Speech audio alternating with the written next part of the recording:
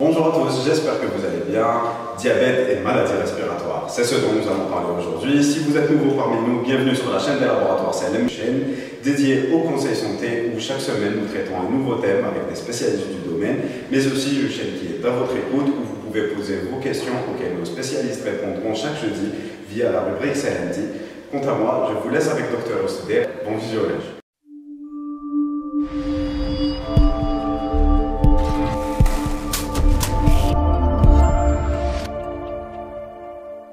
Chers amis internautes, bonjour. Donc aujourd'hui nous allons aborder le thème des maladies respiratoires et du diabète. C'est le thème que vous avez donc choisi pour cette semaine. Alors les maladies respiratoires, ce sont un ensemble de maladies qui touchent les voies aériennes, nasales, les bronches et les poumons. Ce sont des maladies qui ont donc un point commun qui sont donc des difficultés respiratoires. Et aussi, donc, ces maladies se composent de deux groupes. Alors, nous avons les infections aiguës dues essentiellement aux virus et bactéries comme la COVID-19, la grippe saisonnière, les pneumonies, les bronchites, les bronchiolites chez les enfants. Et nous avons aussi le groupe des infections chroniques qui sont essentiellement dues au pollen, comme par exemple l'asthme, à la pollution atmosphérique, au tabagisme comme les emphysèmes, les BPCO et le cancer du poumon. Quant au diabète, le diabète donc est une augmentation anormale du taux de sucre dans le sang suite à un défaut donc qualitatif et ou quantitatif de l'insuline. Là, donc, nous allons aborder un petit peu la relation qui existe entre le diabète et les maladies respiratoires. Bien sûr, nous savons tous que le diabétique est sujet aux maladies respiratoires. Ceci est dû à plusieurs facteurs, dont les bactéries déjà. Alors, les bactéries adorent le sucre, c'est leur carburant. Quand un diabétique présente une hyperglycémie, systématiquement, ça va être donc un lit pour le développement et la multiplication des bactéries. Nous avons aussi donc l'hyperglycémie. Alors l'hyperglycémie, elle, donc altère aussi le système immunitaire en bien sûr diminuant la capacité des cellules NK. Ce sont donc les fameuses cellules tueuses des agents infectieux et des cellules tumorales.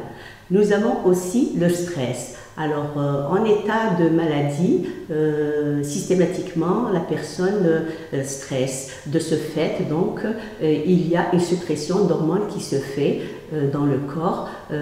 Parmi elles, donc, nous avons l'adrénaline et le cortisol. Et nous savons tous que le cortisol, déjà, et l'adrénaline augmentent donc le taux de sucre dans le sang.